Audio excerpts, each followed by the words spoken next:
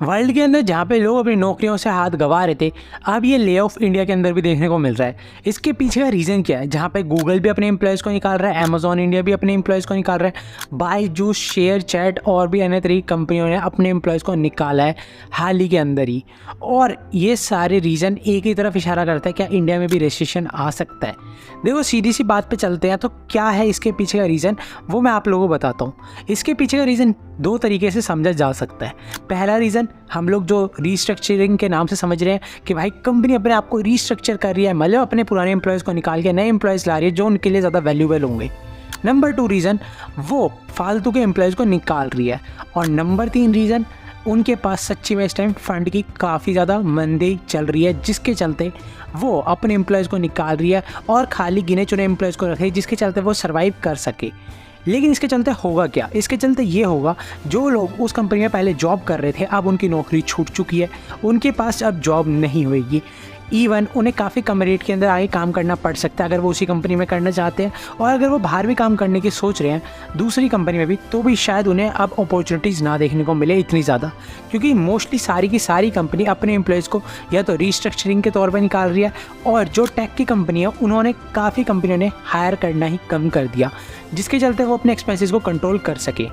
इसका सीधा सा इशारा इसी चीज़ की तरफ जाता है, जो इंडिया के अंदर स्टार्टअप बबल था वो फटते देखने को मिल रहे हैं।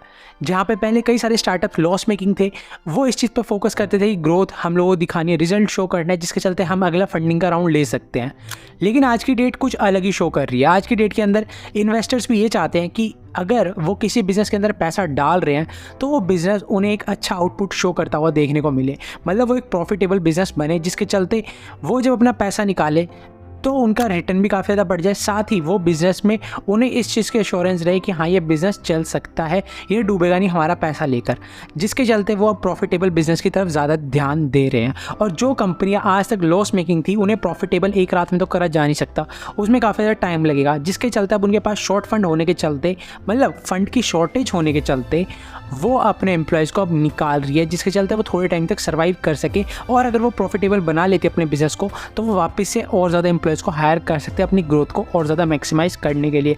लेकिन फ़िलहाल जो सीन चल रहा है वो यही है कि काफ़ी लोगों को अपनी नौकरी से हाथ धोना पड़ सकता है, और जो लोग अपनी नौकरी में हैं अभी, वो लोग भी इस चीज़ को जानते होंगे कि उनके लिए भी इस चीज़ का संकट बना बैठा है कि अगर वो ढंग से काम नहीं करेंगे तो उनके बॉस या फिर उनके ऊपरी मैनेजमेंट वाले ये चीज़ को क्लेरिफाई करके चल रहे हैं कि उन्हें भी जाना पड़ सकता है, मतलब उन्हें भी निकाला जा सकता है। तो इसके चलते अगर आप लोग किसी कंपनी में हो फ़िलहाल, तो आप लोग क्या कर सकते हो, आप लोग अपनी कंपनी के एक वैल्यूएबल एसेट बन सकते हो, जिसके चलते आपको निकालने से पहले कंपनी कई बार सोचे और आपको निकाला ना जाए। और रीस्ट्रक्चरिंग भी बेसिकली इसी चीज़ के लिए करी जाती है कि अपने कॉस्ट को काफ़ी ज़्यादा कम करा जा सके।